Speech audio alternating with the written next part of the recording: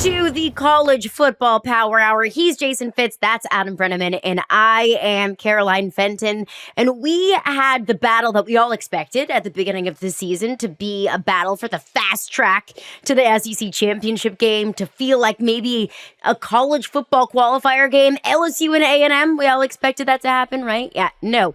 But that's how this season has gone. And we had two teams undefeated in conference play, LSU and Texas A&M, face off in Kyle Field, and Texas A&M takes it 38-23.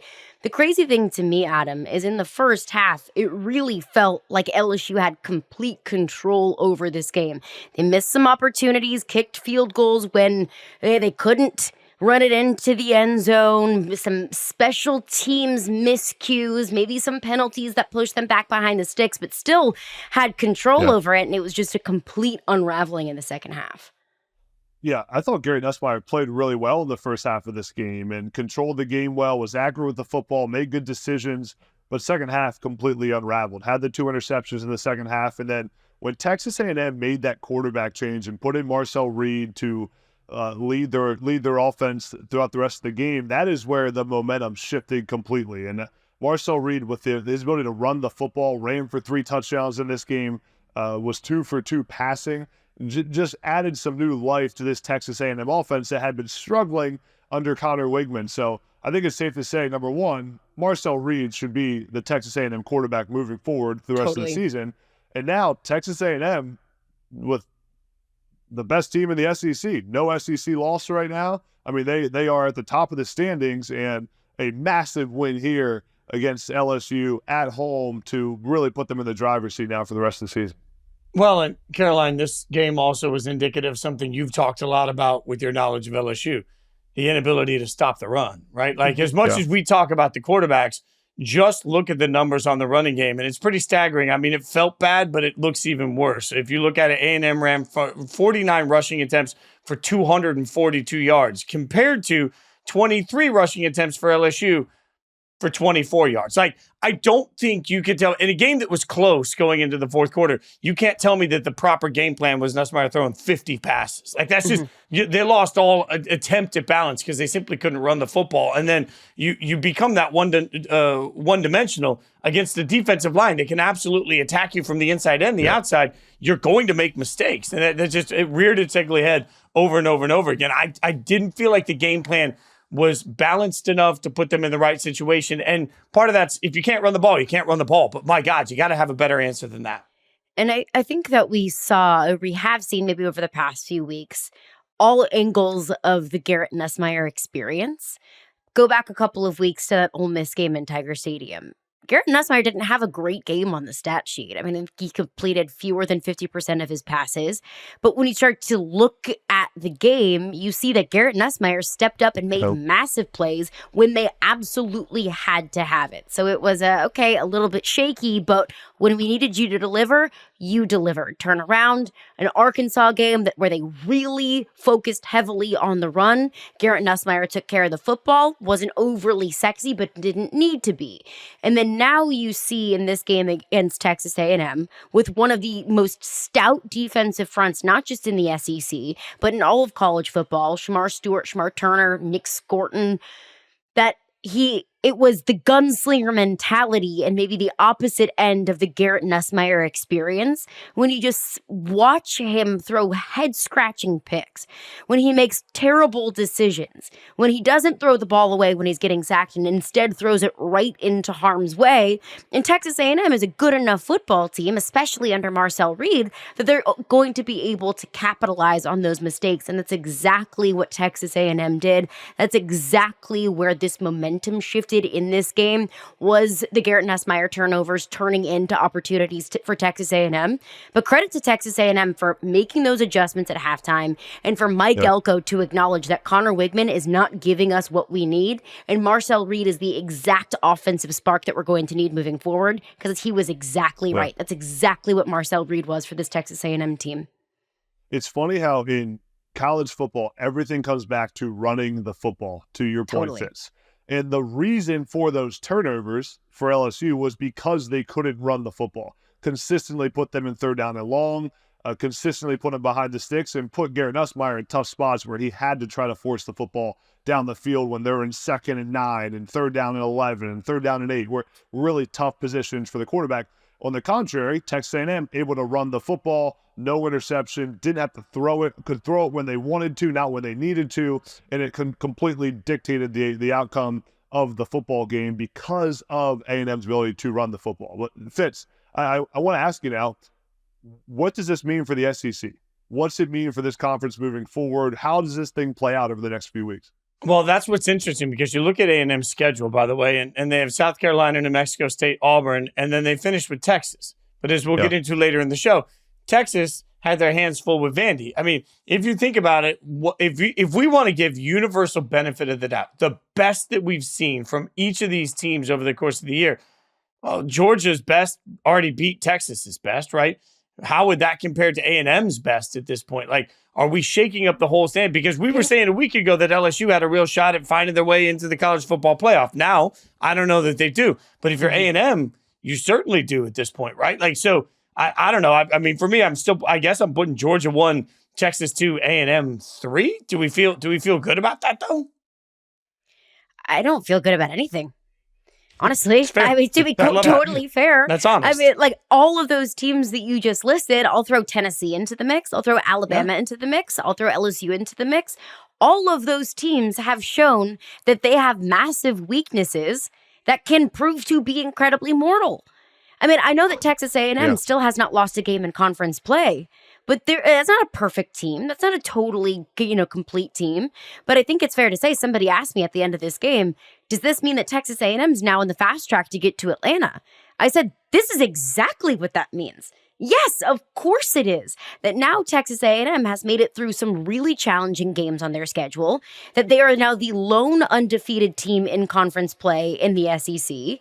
It really could come down to that game on Thanksgiving weekend against Texas of who we're going to see in Atlanta. But 1,000% this means that Texas A&M has the fast track of getting to the SEC championship game with a great opportunity to get into the college football playoff. Yeah, I mean, A&M, to Fitz, to your point, I mean, they're going to win their next 3 games, Texas A&M. They're going to beat South Carolina. They're going to beat New Mexico State. They're going to beat Auburn. And that game on Thanksgiving is going to be enormous for the playoff, for the SEC championship probably, who actually goes to Atlanta. And, that schedule the rest of the year is a little bit, I mean, Georgia's still got to play Ole Miss. They got to play Tennessee, then end the year at Georgia Tech. So there's some battles there that are going to tell us a lot about how this thing goes. But, I mean, Texas A&M, their only loss this season was week 1 to Notre Dame. And, I mean, first of all, great win for Notre Dame looking back on it, right, in that moment. But A&M has come a long way since then. And now the only thing that makes me shaky about A&M, despite the win today, was just that the uncertainty around their quarterback position, the most important position in football. Not knowing who's going to, can Marcel Reed really lead this team to an SEC championship and throw the football when he has to down the field? And does Connor Wigman come back in some? Trying to figure that out. That's going to be a big challenge for Mike Elko because that's a position you don't want to have uncertainty at when you're battling for an SEC championship. This is the same question about Texas as well. Obviously Quinn Ewers getting benched against Georgia, Arch Manning coming in. How many times can you do that before you're actually causing confusion and disruption and possibly even division in the locker room? It was an expert move by Mike Elko to bring Marcel Reed in. But you go back to Connor Wigman next week and say, look, Connor just needed some time. Connor was a little bit banged up. And then what happens when Connor Wigman doesn't look great against, I believe they had South Carolina next in their schedule. You put Marcel Reed back in, then the message starts to get awfully confusing. Now, tonight, bravo, Mike Elko, because I thought that was an expert coaching move. But moving forward, and to your point, Adam, how many times can you make that change? Well, and by the way, like if we were sitting here ranking how comfortable we are with quarterback situations, as much as everything you just said is true about Texas, I would take any of those problems. Like Wigman would be the 3rd string at Texas, right? Like, so I'm looking at it's like, I'm much more comfortable with Texas' quarterback situation, even if it's not ideal. Problems, for sure. I'm much more comfortable with Carson Beck, even though there have been those moments, than I am with A&M's quarterback situation. I'm frankly more comfortable with the upside of Nico than I am, if you think about Tennessee's quarterback situation. So, like, it is funny. I don't think the upside for A&M, the ceiling is as high on that. I do think it's incredible what we're sitting here talking about, which is realistically Texas and Texas A&M, two storied programs with a massive rivalry of their own, will meet for the first time in the SEC for the opportunity likely to go to the SEC championship game. Like that's Disney movie ending stuff. Like you don't usually think that that's going to be the way that it goes, but there's certainly a possibility we get that matchup. And, winner's going to head to Atlanta. Loser's going to be left on the outside looking in, trying to get into the college football playoff. That's wild. And oh yeah, by the way, it's happening in Mike Elko's first year as head coach. Extra Disney movie. Well, it was a wild one in College Station. We'll continue to hit the rest of the games of the day. Games that I thought were going to be way more interesting, but they weren't. So credit to those teams for avoiding things from being interesting, and a certain game in Columbus. It was way more interesting than I thought it was going to be. So we'll hit all of that plus so much more coming up next. It is now time for Name, Image, and Liked It. Adam Breneman, what did we like? What name, rather, did we like today? What name stood out to you? The name that stood out to me is Dan Lanning, and we've been giving him a lot of credit on this show. We talk about Dan Lanning a lot, but I was sitting there watching their just watching them destroy Illinois today, and couldn't help but think about how great of a figure in college football Dan Lanning has become. Now 30-5 at Oregon after they demolished Illinois today, 38-9 in a top 25 game and primetime CBS, and they absolutely got after Illinois, who's played really good this season. Lanning now, arguably the best recruiter in college football at this point. They are one championship from building a 15-plus year dynasty in Eugene, like the Alabama-type dynasty that Nick Saban built. I truly believe Dan Lanning is going to stay there and build it for the long term. This is not just a fluke for Dan Lanning at Oregon, and now Oregon's probably likely going to finish the regular season and be favored in Indianapolis for the Big Ten championship and compete for a national title in this first year in the Big Ten. So just Dan Lanning's done an incredible job. Such a great young name in our sport of college football, and we're going to be talking about him for a long, long time. Adam, think about what it takes to win at the highest level, right? You got to have a coach that you believe is going to stick around for a long time. I think Lanning has shown that that's going to be him. You got to have facilities. I've seen those Oregon facilities up close and personal. They are insane. You got to have a name, image, likeness collective at some point. We all know that they've got that Nike money just filling the coffers, right? Like when you look at the things that it takes to be successful long-term in college football, there isn't a single box that isn't checked off by Oregon. And that's why I think you're right. This isn't just about right now. Like Oregon has made the move to the Big Ten, and I think they're about to make the Big Ten their conference for the next decade. Like that's staggering to think how big this is for Oregon, how big it is for West Coast football. I'm with you on every portion of this. And Adam, you bring up that you think Dan Lanning is going to be in Oregon for a really long time. And I agree, because why would he leave? And there's a lot of speculation about his name being in consideration for the Alabama opening this past season. I can't confirm nor deny, but if he was, and let's say they were getting in conversations, and he didn't leave Oregon to go to Tuscaloosa, which I think it's fair to say is one of the best jobs in all of college football, then where else would he leave? He's got all the money in the world. Nike money runs deep, y'all. Like, he's got all the money in the world. He's at Oregon, which is a massive brand in college football. You can tap into some of those West Coast recruiting channels. Like, I think that it is a great place to be and to stay and to kind of solidify yourself as a legacy coach at Oregon. I think one of the most impressive things that I've seen from Dan Lanning so far this season wasn't this week, and obviously, throttling a Big Ten opponent by 30 points. Like, that's a statement against an Illinois team that's really sound everywhere. They don't make very many mistakes. It was last week against Purdue, shutting Purdue out 35-0, following up a massive and emotional win over Ohio State.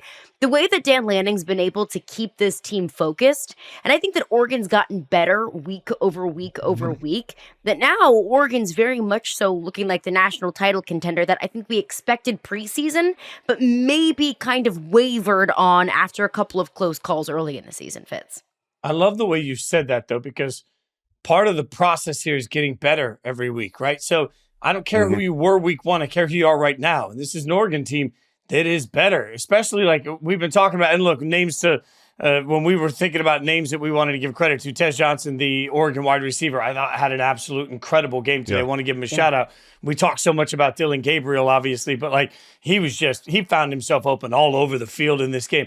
And I watch it and I think, man, that there's so much creativity, Adam, to the way that Oregon runs their offense. Like this is not just line up and let our athletes be better than your athletes. There's nothing wrong with this. There's a lot of motion. There's a lot of shift. There's a lot of movement. There's a lot of opportunity. This is creative. And when I think about coaching and programs, I want creativity. And that is absolutely what Oregon's nailing right now.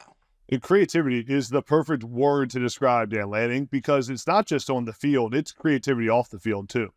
He has completely bought into brand building in college football, the way he gives access to the media in his locker room speeches pregame, the way they use social media at Oregon. They're innovative in everything they do. So he's building that program the right way. It's cool to see a young head coach who, you think about it, Dan Lanning, when I was at Arizona State as a GA, like Dan Lanning was a GA like 3 years before I was there. I'm like, he was just like making $10,000 a year as a GA at ASU. So it's really crazy to think about how far he's come. And I have a feeling he'll be winning a handful of national championships at Oregon.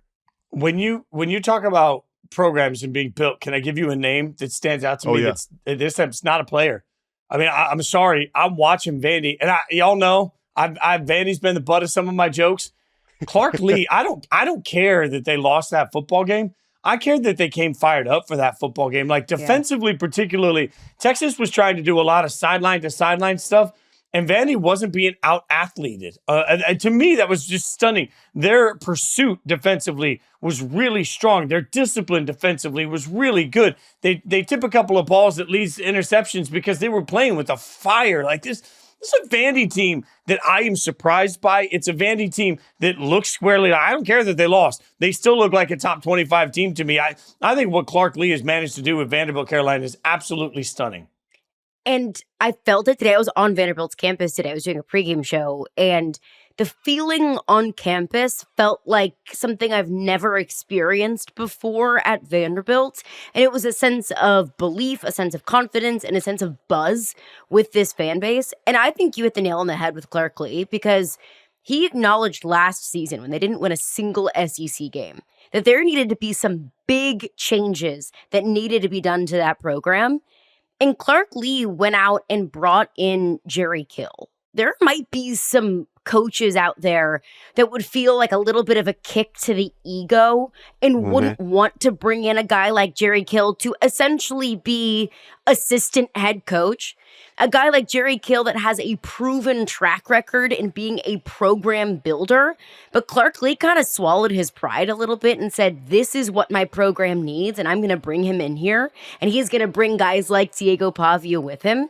So I think that Clark Lee has done a masterful job at renovating the program, acknowledging what that team needed, bringing it in. And now you're seeing all of that investment into the football program really come into motion. That no longer is Vanderbilt the butt of the jokes in the SEC. No longer is Vanderbilt a team on your schedule that you can say, Vanderbilt, like who cares? Because they beat the number 1 team in the country in Alabama just a few weeks ago.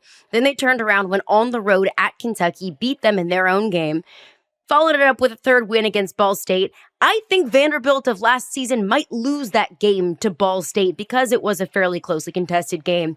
And then you're able to turn around and give a really sound and solid Texas team a complete 4 quarters with an opportunity to tie it up toward the end of the game. So I'm with you. I love Clark Lee. I think he's a great person. I think he's a really good coach. And I'm glad that we're seeing the fruits of his labor and his adoration for this Vanderbilt football program, Adam. Hey, here's my question, Caroline. Are there fans at Vanderbilt? Were there fans there? Okay, there are now. And let me tell you. Some? So the way that Vanderbilt... You said Vanderbilt fans. I'm like, were there money there? They do exist. They're baseball fans. They do exist. They're baseball fans, but now they can actually be excited about football. But the way that Vanderbilt has always done, or at least in recent history, have done their student tickets, you just show up to the gate and then it's first come, first serve. Never been an issue. You walk up in the second quarter and then you got front row seats. The way that they did it this week for this game, you had to go online, like kind of Taylor Swift concert style, like go online, like wait in the Ticketmaster queue. The student tickets were sold out within 2 minutes. Like that's like an Alabama, Georgia, Ohio State big time program kind of approach to student tickets. And I know that's a super small sample size of just the student section, but this is there's never been more demand, or at least since I've been in Nashville, to get into First Bank Stadium and to actually watch this team. Well, and it's a good lesson, too. When you're building the program, best thing Clark Lea did was get a dynamic quarterback to come lead his program. That was the number one thing that he's done. All the facilities, all the hype around the campus don't matter if you don't have a good quarterback. And he's got Pavia, who's reignited some life in that city and in Nashville to get him excited about football again. And I thought Pavia played decent today. To turn the ball over a couple times, but he still can make plays. And when Vanderbilt has disadvantages in the athleticism on the perimeter, when you got a quarterback that can create and can make things happen when it breaks down, it gives you a chance in almost every single ball game, Fitz. This is, though, one of the learning lessons for every single program across the country. This isn't just a Vandy conversation. Because Caroline, I agree with you. I went to my first Vandy game in 1996, and there was nobody there, right? Like, I've been going to Vandy games for a long time when I'm in Nashville. The fact is, it's not just about the program, the quarterback. It's also about the fact that they got somebody in Clark Lea that went there. He played there. He knows exactly what that school is up against. He knows exactly the highs and the lows. I do think when we start talking about some of the other programs, the teams that are maybe a little off the radar, you got to find that coach that has not only the special sauce, but really has the love, we just talked about Dan Lanning and continuity. There is absolutely no reason to think that Clark Lea isn't going to be in that same conversation. He took that job when he could have waited. He could have remained the defensive coordinator at Notre Dame and waited till he had his absolute pick of jobs. He wanted the Vandy job because he wants to be the guy that does this at the school he went to. So I think there is this special bond and connection that really allows this. Like James Franklin had a really nice chapter at Vandy. I lived there at that time, and everybody in that city knew it was a chapter. Franklin was eventually going to leave and go do bigger and better. Clark Lea, it's not that he can't do bigger and better. It's that Vandy is part of his blood and who he is. I just think that makes for a special connection. Yeah, it feels like something is very special. And I understand that we're talking about a Vanderbilt football team that still has not gotten to 6 wins and is still looking to get that 6th win just to get to a bowl game. But I think we also have to acknowledge that the expectations at Vanderbilt are much different than the expectations at, say, a Texas. And that it feels like that those expectations of getting to a bowl game this season are in fact going to be met. And that now the challenge is, how do we beat Bama and turn that into continued success? How do you turn that into momentum and not just, oh, hey, remember that time in 2024 when we beat Alabama and then lost in the, Idaho Potato Bowl, and then we turned around and went 2-10 the next season. It's continuing that momentum. But I do want to get to some images. Adam, what's an image that stood out to you? The image I can't get out of my head is Drew Allar, Penn State starting quarterback, leaving the field with a lower body injury. Penn State was losing in the game at that point when he left the field. And then the response by Penn State in that moment to then go beat Wisconsin 28-13 and just put a statement win this season on the road against a Wisconsin team that had won 3 in a row heading into this game and has been playing great football. Bo Pribula, the backup quarterback of Penn State, played extremely well once he got in there, completed, I think it was 11-13 of his passes, threw for a passing touchdown, ran the ball well. Listen, I hope Drew Allar's okay. It didn't seem to be that serious of an injury. But again, Penn State has found a way to win when things didn't always go well. And I keep thinking Penn State still hasn't played a completely clean football game, but they've now beaten some good teams and are looking more and more like they actually are the number 3 team in the country when they can beat Wisconsin on the road, tough place to play, with their backup quarterback, Fitz. I love everything you just said, and I agree with you. Again, I think I've been harsh on Penn State. Very. And to me, that's fair. That's fair. And it's not that Penn State hasn't been very good. It's just I, in my mind, have really blown up what I think of when I think of the number 3 team in the country. But I'll use this as an old analogy for you guys because you guys are young bucks. But if you grew up like I did in the 80s watching Hulk Hogan, like the wrestler, like, so they would put Hulk Hogan in the sleeper hold and they'd put his arm up and it would hit down the mat. That was one. They'd pick it up and then just two. And the third one, if it hits the mat, he's going to lose the match. And all of a sudden, it almost hits the mat and he starts shaking the arm and the whole crowd gets hyped. That's what I felt like was happening in front of us with Penn State after the Drew Allar injury. There was a moment where there was like a little lull for a drive. And it was like, man, are they going to have the response? And then they had the response. And this year in college football, what have we looked for? We looked for teams that have been able to survive. And it wasn't just survive, it became thrive. You mentioned it was a good day for the backup quarterback. I thought it was a really good day, frankly. I looked at this and I thought, man, I'm not going to say Drew Allar system quarterback, but this is proof to something we've talked about a lot. Coaching matters. The offensive coordinator move was big there in Carolina. I'm looking at Penn State and saying, if you lose your starting quarterback and you have that sort of visceral response that everybody lifts up, that is the sort of thing that does speak to the number 3 team in the country.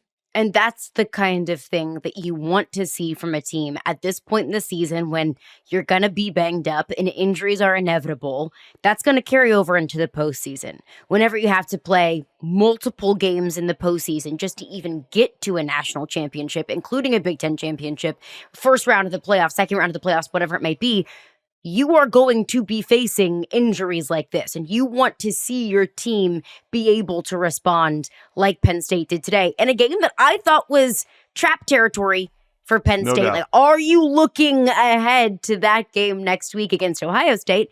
Turns out maybe Penn State wasn't the team that was looking ahead. Could have been Ohio State. We'll get into that. The serious question, though, Caroline, is does Penn State have a little bit of a quarterback controversy on their hands coming up?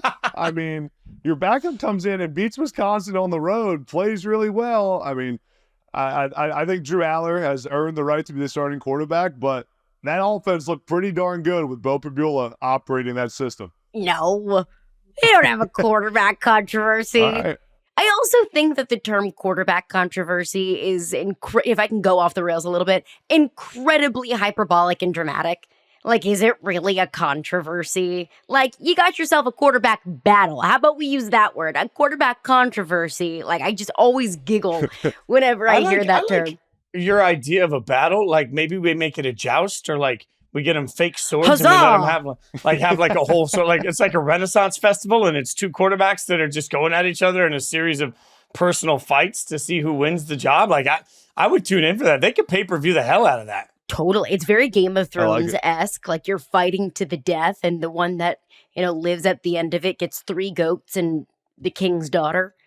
Like, I think maybe you're just still the standing at the end of this. You I'm get just to be going to the give starting up quarterback. just give you the quarterback job. Can I give you an image of something that I thought was interesting to me? Yes, And of course. it came in the form of the image that I'll think of this is the Judkins touchdown late for Ohio State that won the game over Nebraska. But here's what really hit me about it. We were just talking about response. There felt like there was a collective sigh from Ohio State after that touchdown and a collective just collapse by Nebraska. And this is interesting because Raiola's a young quarterback. This is a young team. They need better weapons. Nebraska, I think Matt Rule is still trying to build something there that can be very good.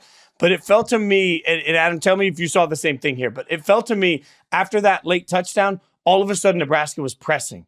And it was so strange because the whole game had been such an even keel, like, hey, we're just going to battle drive to drive. It wasn't a particularly good football game. It wasn't a particularly energetic football game. But all of a sudden, it felt to me like Raiola and Nebraska offensively were grasping for straws they didn't need to grasp for. Like, there was just, it was bad pushing the ball downfield where they didn't have to push the ball downfield, relying on penalties to save you in late downs. Like, it just felt like Nebraska lost themselves when they had the opportunity to win the game. And that is an image that is going to be stuck in my head.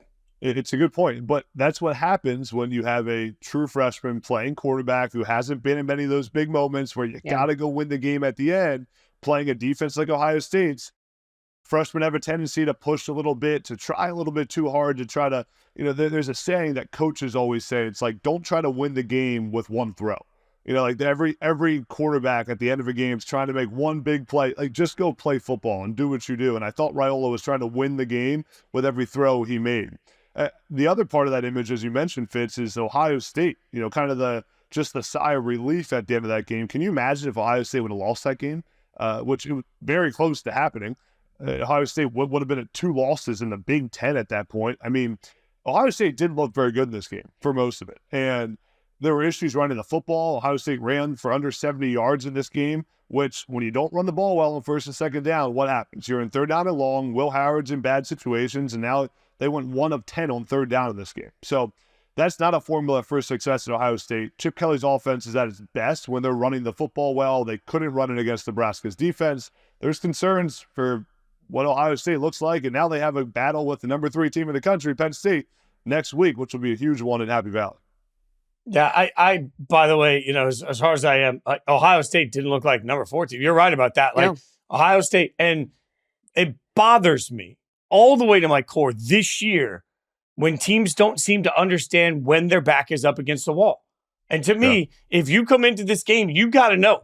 Ryan Day's got to explain it to that locker room. That locker room's got to come out like they understand it. Caroline, they have to understand from the time they step on that field, hey, we already got 1 L. We cannot take an L today, especially to Nebraska. And they didn't come out that way. Like, you can't come out entitled when you already have a 1 in the loss column at this point in this college football season.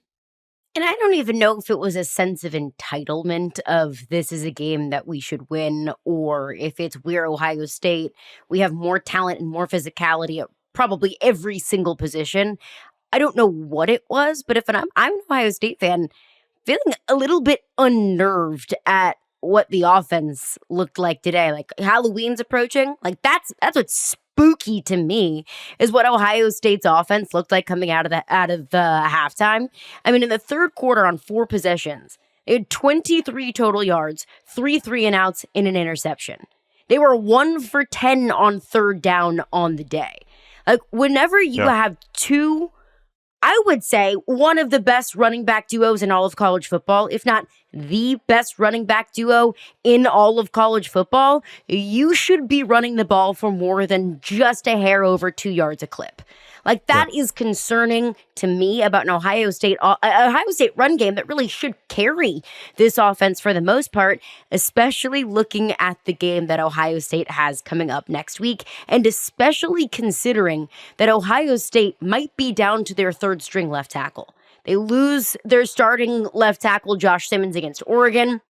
And I'm going to butcher his name, Zen Michalski, I believe it is, who's their backup left tackle, who's very inexperienced, that came in today. He went down with an injury. I don't know what his status is, but he wasn't able to finish the game. So if you're down to your third option at left tackle, which probably means you're shifting other pieces around on the offensive line, and you're struggling to run the football, that is a perfect recipe for disaster, Adam. And Ohio State's running backs are way too explosive to be averaging under 3 yards carry. Quinshon Junkins averaged 2.9 yards a carry. Trayvon Henderson, 2.5 yards a carry. So to your point, Ohio State's offensive line now coming up next week with a Penn State D-line, probably the strength of that Penn State defense, which has played pretty well. It's going to be a major battle to see if they can establish a run game because, quite frankly, Will Howard is not good enough to go win the game with only being able to throw the football. Yeah. That's not how they're built. The formula at Ohio State is run the football well, play action, RPO, put Will Howard in good positions where he doesn't have to press and push the ball down the field because he's not going to create a ton with his legs. If they can't run the football, they're going to be in trouble against Penn State. Can you tell I'm excited for that game? I mentioned it 3 times already today. Yeah. No, we're not looking ahead. I didn't know they were playing. You like that game, Caroline. What did you like from today? Look at that segue. How about that? Mm-hmm. There it is. Good. Name, image, liked it. That is what they in the industry call a transition. Thank you. I loved Quinn Ewers' second touchdown pass of the day. It's a 27-yard touchdown pass to DeAndre Moore to go up 14-7 over Vandy. And the reason why I kind of hone in and zoom in on that play exactly is because I felt like Texas gained a whole lot of first half momentum from that play. And I felt like that was Quinn Ewers' almost metaphorical middle finger to everyone, including myself, who talked about how there could be potentially a quarterback battle between he and Archie Manning. To everyone that said, okay, myself included, what is that benching going to do to his psyche? Is he going to sit back and think, is this the decision or a mistake that I make that's going to get me pulled? a shaky Quinn Ewers that we saw against Georgia, a shaky first couple of possessions against Oklahoma before they started to figure things out. But we haven't seen the best of Quinn Ewers since coming back from injury. And it was that throw, that play exactly on 3rd and 8 and a have-to-have-it moment when the game is tied early in the game. And granted, it's early in the game. That felt like the kind of throw that Quinn Ewers is like, did everybody forget that I'm a Heisman Trophy candidate? Did everybody forget that I am the starting quarterback at the University of Texas, regardless of what my backup's last name was? So I thought that was huge. And there's several more big plays that Quinn Ewers had to make late in that game, but that one sticks out to me, that he just placed the ball so perfectly in a place that only his receiver could get it. Well, what that image also, or what you like, not the image. I mean, I'm confused that. It was an image. It was an image as well. Yeah, it was an image to me. The image to me on that was also how well Steve Sarkisian has managed this kind of quarterback situation at Texas. It is one of the toughest things to do as a head coach is to manage the egos of your quarterbacks when you have to make a quarterback change or when one of them isn't playing well, especially with Quinn Ewers and Arch Manning. I mean, just imagine that the complexities of that dynamic inside their locker room, and to play Arch Manning in the game against Georgia, and then Quinn Ewers comes back in, and now Quinn Ewers is the starter, and to get him to play well against Vanderbilt and to make the kind of throws you just talked about, Caroline, shows a lot for how well Steve Sarkisian is managing that roster, and most importantly, managing his quarterbacks and getting those QBs to play their best for him. The hardest part, though, is he also had a couple balls that were tipped and turned into interceptions. And those were great athletic plays by Vandy's defense. Here's what drives me crazy. When Quinn is the best that Quinn can be, Texas is virtually unbeatable. The question is, how do you bottle that up and make sure you get rid of those mistakes? How do you find, and this is what Sark has been great at, how do you find a way to make sure your quarterback stays confident and aggressive, but doesn't get overly, willy-nilly with the football? Easier said than done. I'm finding that balance. It drives me crazy right now because I want to look at Quinn Ewers and say, that guy is going to win you a national championship. Right now, I'm equally as confident that Quinn Ewers will win Texas a national championship as I am that he will lose them a playoff game. I just don't know. I need to see a higher level of constant consistency from Quinn before I suddenly join the street team and the fan club and get a t-shirt. I think I need to see more consistency from every quarterback in America. Facts. Preach. You're right. True. You're right. If you would ask me who now is the Heisman, quarterback Heisman leader Cam right Ward? now, Cam Ward is absolutely in the conversation. Dylan Gabriel is absolutely in the conversation. But even those two I've seen at moments where I'm like, ooh, yeah, can't do that. Absolutely cannot do that. So, of course, you're going to need to see more consistency from Quinn Ewers. But, Adam, what did you like today? I like seeing Indiana with College Game Day in town dominate Washington without their starting quarterback, Curtis Rourke. Yeah. Indiana does it again. Now 8-0. The sign of a really good football team is winning without needing to throw the football well. Especially in today's era of college football, it's so rare that it happens. And Indiana, without Curtis Rourke, found a way to win this game and control the tempo of the game by running the football. Taven Jackson ran the ball well. Indiana rushed for almost 200 yards, didn't throw the ball that well all day. I think they only threw for like 100, 120, 130 yards in this game. So Indiana is beating people with old-style smash-mouth football. And watching Michigan and Michigan State tonight, this Indiana team is going to win their next 2 games. And they're going to be 10-0, which is unbelievable. Just to think about where this program was last year under Tom Allen. They're not necessarily flashy right now, but they are dominating people at old school football. And I was nervous about this game with all the hype and game day in town and Curtis Rourke not playing. And is this where it comes crashing down with Jed Fish's Washington team? Nope. They dominate again, and Kirk Cinnetti's still rolling, Fitz. Yeah, and by the way, the game day effect is real. One of the coolest experiences I had in my life, in my career, was getting to travel and host a digital game day show for ESPN for a year. So I was out at all the sites. And there is something palpably different. It changes players' schedules because, frankly, many of them are up and they're involved in these things. It changes the whole vibe. It changes the home team sometimes. Like there are times because you got kids that are camping out at 3 a.m. to get in there. Then they're drinking all day. Like your home vibe is just a little bit different. And all of these variables, like there is a game day high that oftentimes wears off during games, and you can see it. It's palpable. You can feel it in the stadium. I've been in those situations. So I think you're right, Adam. To handle that game day high is a really interesting moment for Indiana. And look, we could sit here all day and debate how good Indiana is. But the reality of it is, as we sit here today, right now, Indiana controls their own destiny towards getting in the college football playoff. And that's real. Like they got one game. They can't lose track of the others. But the Ohio State game is what they will be judged by. But right now, you're looking at it and saying, my God, this Indiana team is in their own driver's seat to making the college football playoff, which is something, if I had said that to you in June, we would have had to get off social media for the week because people would have told us we were all stupid. The number of times that I've said that over the last 2 or 3 weeks of, if you would have told me that this would be happening, I would have thought that you were crazy. And I think that's just a testament to how weird this season has been, how 2007-esque this entire season has been. But when I heard that Curtis Rourke was out for this game, I felt devastated for the Indiana fan base because I thought just when you play a game so dominant against a team like Nebraska that you finally get put on everyone in America's radars, whenever you can say, okay, sure, we've beaten up on teams that we should have beaten up against. Now we beat up against a Nebraska team that felt like it was gaining some traction. Well, now everybody's noticing us. And then for Curtis Rourke to go down, I thought if Indiana loses this game because of a quarterback injury, it just feels like everything good, all of the hype would have just been undone for a program and a head coach that has deserved all of the hype. So I'm totally with you, Fitz. To see Taven Jackson go out there and really operate this offense like a pro's pro. He didn't have the flashiest day of all days, but he didn't need to because the Indiana run game said, we got this. You don't have to do too much. Just do enough, and then we'll take the rest of it. The defense said, just do enough, and we'll take over the rest of it. I think it's a testament to this Indiana team. And again, like we said about Penn State, some things that you're going to have to overcome at this point in the season to then overcome them later on in the season when it feels like an Indiana could inevitably be in the playoff. I don't know. Heard it here first. Can I name something that I like? Yes. I love how earlier this week, I pointed out how Navy hasn't played anyone.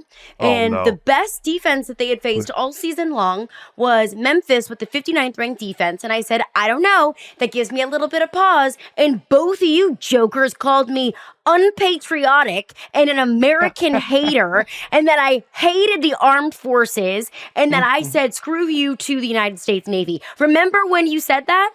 And then Notre Dame turned around and absolutely whooped Navy 51-14. Who is laughing now? I don't hate America, but I do love to be right. And I was right about this one. So I will take my victory lap. Thank you very much. And God bless America.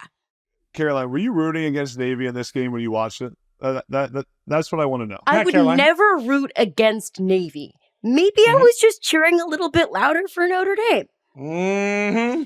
Maybe I'm cheering for the take more than I'm cheering that's for this Notre business. Dame. That is this business to T right there. I appreciate that. You're just trying to be right. You're just trying to be right. We got to give credit where credit is due. And Caroline, you predicted this from the jump. Thank you.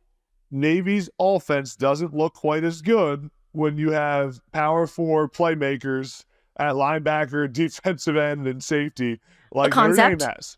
Yeah, that's how football normally works. It's about the players.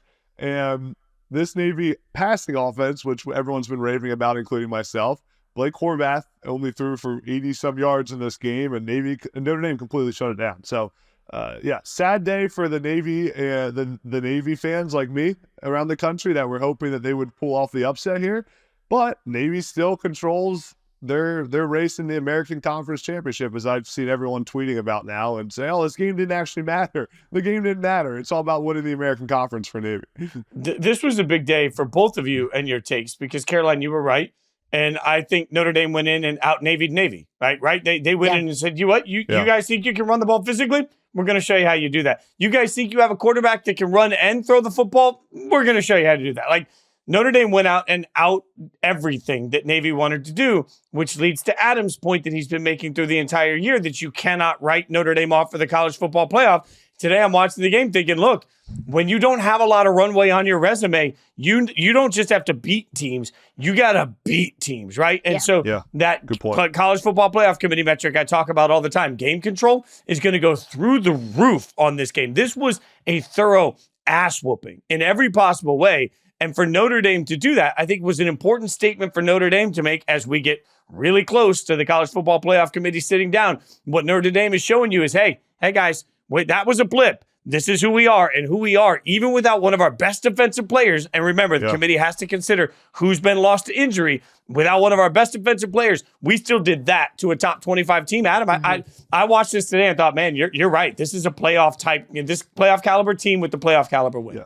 And Riley Leonard is playing like a playoff quarterback right now, too. Facts. Throwing the football and running the football. The biggest key for Notre Dame now is keeping him healthy down the stretch of this season and making sure that he can go with the amount of hits he's taking running the football. But, he was efficient passing the football today. He ran for 83 yards, was 8.3 yards a carry, ran for a touchdown. Riley Leonard, I just saw this stat that he's run for a touchdown now 7 straight games from the quarterback position. I mean, Riley Leonard's playing really, really good football, and he's taking care of the ball and operating this Notre Dame offense the way it's meant to be operated. So Notre Dame's playing some good football, and their defense has flown around. And as you said, Fitz, I do think that beating a Navy team that has literally dominated everyone they played this season will be a big win for the playoff committee. No doubt. In a schedule that needed those style points. Needed a little extra, razzle-dazzle on the resume, if you will. Okay, I mentioned how it's spooky season and how Ohio State's offense for a majority of this game today truly gave me spooky season fuel. We'll continue with that coming up next. Okay, happy Halloween, everyone, if you're celebrating this weekend or next weekend or on Thursday. If you're Fitz, it's Halloween every single day. Every day. It is spooky season in your house every single day. So Fitz, I will start with you, our resident Halloween king. What haunted you from today? Okay. So Up off, King. Yeah, I'm about to make some people mad. When you buy a ticket to a sporting event, all you are buying is entrance. To be very clear, you are buying the opportunity to walk in. You can't guarantee your team's going to win. You can't guarantee your team's going to play well. You can't guarantee anything's going to go your way. You also can't guarantee that you're going to like every call. When did we as a society decide that it's okay to start throwing things on the field because you don't like a call? When did we decide that? When did we decide that? Last week when Texas fans didn't like a call and threw stuff on the field, and then Ohio State fans said, I'll take some notes. We didn't like this call, so on the field you go, beer can. But that's when we decided that. Like, do better, be better. Like, look over at that and acknowledge that that's a trash action and don't be part of trash. Like, just because somebody else does something that is horrible doesn't mean that we should then say, well, that makes it right for me to do it. Like, where is our moral compass? And at some point, we sit here and we tell, they say this all the time about their favorite players on their favorite teams. Represent the school. You wear the logo on the chest. You need to represent your school. What are you representing when you start throwing things on the field? This is such an absolutely asinine action by everybody that's doing it. I don't know how to stop it, but I know that at some point, where is our moral fiber? If you go to a restaurant and you don't like the food, you don't get to walk into the kitchen and throw the food at the chef. If you go to a concert and you don't like the music, you don't get to suddenly walk up on stage and throw things at the artist. Why do we suddenly think that it's okay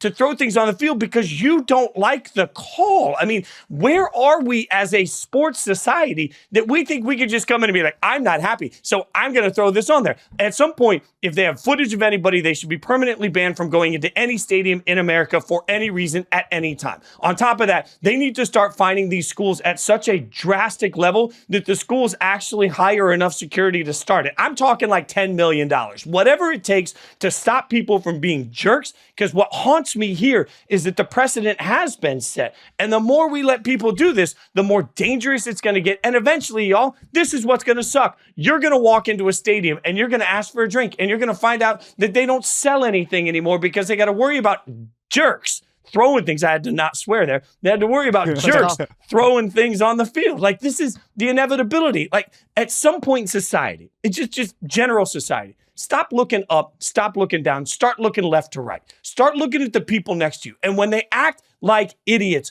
call them out, stop the action, tell security, stop this from being a pattern, because this is a pattern that will eventually ruin the sport for all of us. It's a fantastic soapbox.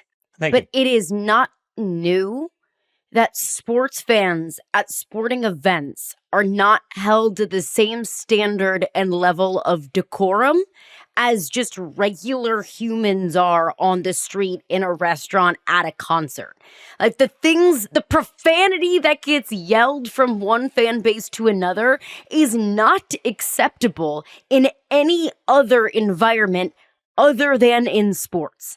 Like, the things that people do at football games, at sporting events in general, they're accepted because it's like, it's sports, it's fun, it's laid back. So I'm with you 100%. I don't disagree with anything that you said. I just have a hard time blaming the fans. Yeah. Where I'm pointing blame is the root of the issue and the root of the cause, because we'll have to treat fans like they're toddlers. If a toddler is whining and crying because they want a candy bar, and then you give your toddler the candy bar, then what is your toddler going to do the next time that they want a candy bar? They're going to whine and they're going to scream and they're going to cry, because that's what fixed it the last time. That's how they got what they wanted the last time. It's exactly what we're seeing here with football fans. Texas fans are the toddler that wanted the Reese's Peanut Butter Cup.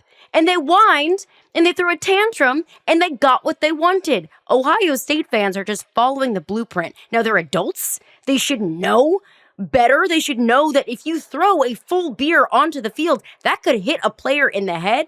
That could hurt somebody. That is incredibly dangerous, not to mention just ridiculously stupid.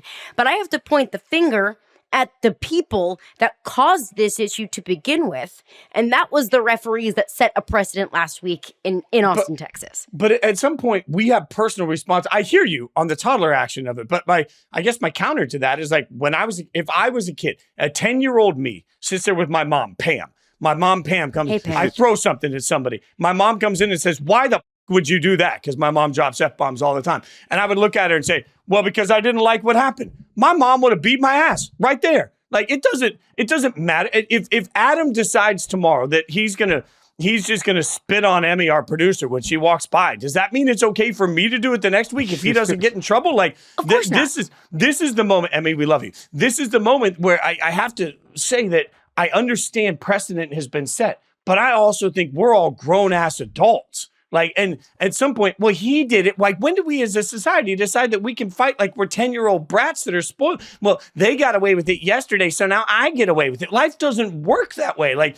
if we're all speeding, we're all running down the road, and we're all going way over the speed limit, and I'm the only one that gets pulled over, having had this happen in my life. When I go to traffic court, I'm like, well, everybody else was driving over the speed limit. They don't take away my ticket. I still have to pay the penny. I would very much so say that. Everybody else was speeding. Why me? Why do I get singled out? And the judge told me to think about that while I was in traffic school. So I mean, it's just that's to me, we have to stand up as individuals. Like, we can't wait for everybody else to change or say they got away with it, so I'm going to get away with it. We got to be better. Yeah. Listen, first thing is, Emmy, I would never do that. Okay, I just want to put that out there. I would never do what Fitz suggested. I didn't suggest it. I was Number two. You're both right. Both things can be true here. We got to take responsibility as individuals. Caroline, I agree with you as well. The easier fix here, like, it's very hard to control a student section and get a bunch of 18-year-olds to be on the same moral compass. What's much easier is that the adults in the room, the SEC officials, the administrators, the referees, the people that make a lot of money to be in charge of the sport of college football, figure out a way to stop it from happening and increase the fines. Maybe don't reward the fans that throw everything on the field. And I'm not saying that should be the solution, but that is the easiest solution to getting a bunch of fans to stop throwing things on the field. So I think you're both right. But can I give you guys something that haunted me as well, so we can can we get Fitz off the soapbox a little bit? He wanted to keep going. I could tell. Never. I'd never get off my soapbox. Go ahead. What we'll continue this conversation on my soapbox haunts you. Here's what's even scarier than fans throwing beer cans on the field. Kyle McCord throwing 5 interceptions, including 3 pick sixes in his Friday night game against Pitt. This was one of the more abysmal performances by a quarterback we've seen. Now, he did throw for 321 yards and threw the ball 64 times in this game, but 5 interceptions against a Pitt defense that is pretty decent all season, but hasn't been lights out. I know they're undefeated, but their offense has played really well. I mean, 5 interceptions, 3 of them returned for touchdowns. Bad quarterback play by Kyle McCord. And, it looks like Ohio State might have dodged a bullet with that one. And it was 3 interceptions on 3 consecutive possessions for Syracuse. Yeah. It was pick 6, interception, and then Pitt kicked a field goal, and then pick 6, and then a turnover on downs. You look at the final score and you say, okay, 41-13, Pitt probably, just Eli Holstein probably went off. Like, this Pitt offense was probably insane. It was absurd. Didn't have to be. I do wonder, Fitz, if you stepped into a college football game today, how many interceptions would you throw? And is it more or less than 5? Oh, it's way more. It's way more, yeah. Yeah, I would actually. This is actually, as much as I can self-deprecate on this. It was pretty stunning to me several years ago when I had the opportunity to go to one of the big schools, and it was around the spring game, and we were doing the officiating seminars. And when you see how tight 3 yards is, like, we just watch on TV and we think a 3-yard pass is easy to complete. When you actually see how much it takes to get a 3-yard pass completed at the college level, at the high college level, it's pretty stacked. I would say most fans would be stunned if they ever stood on a field and saw how tight the windows are, even though they don't look like it on a TV broadcast. So I'd take the over, hammer the over. I think I'd have 1 incompletion because corners can't catch, and the rest would all be picked. Probably pick 6s too. Can I add one more thing in there? I kind of skip past this. Pitt's 7-0 right now, and absolutely playing great football. I mean, they're another undefeated team, Power 4 conference that no one's talking about right now. The box score in this game, as we said, was crazy. I mean, Pitt had 200 yards of offense compared to Syracuse, who almost doubled it. Got crushed in time of possession, but they didn't need it because of the 5 interceptions. So crazy, but Pitt, man. Pitt, don't sleep on the Pitt Panthers. Pitt has SMU coming up, and then in 2 weeks after that has Clemson. So, again, we talk about weird teams that control their own destiny. Yeah. Don't sleep on potential chaos in the ACC. I did mention how Ohio State's offense kind of gave me the spooks today.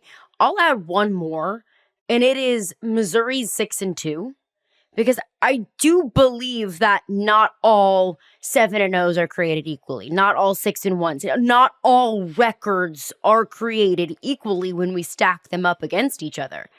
Missouri only has 2 losses on the season. They got demolished at Texas A&M, and they got demolished today at Alabama, 34-0. Brady Cook left the game early, just a few minutes before halftime. Drew Pine came in, threw 3 interceptions. They could not do anything offensively. But even in Missouri's wins, even in games where Brady Cook was, to our knowledge, 100% healthy, they haven't looked very good. They didn't look good against Boston College earlier this season. They didn't look great against Vanderbilt, went to overtime against Vanderbilt earlier in the season.